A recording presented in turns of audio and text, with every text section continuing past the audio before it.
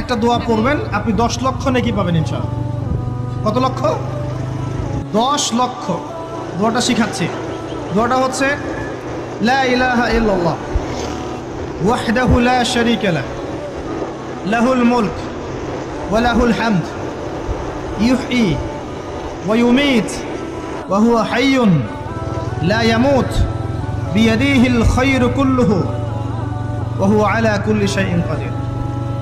একবার পড়লে 10 লক্ষ নেকি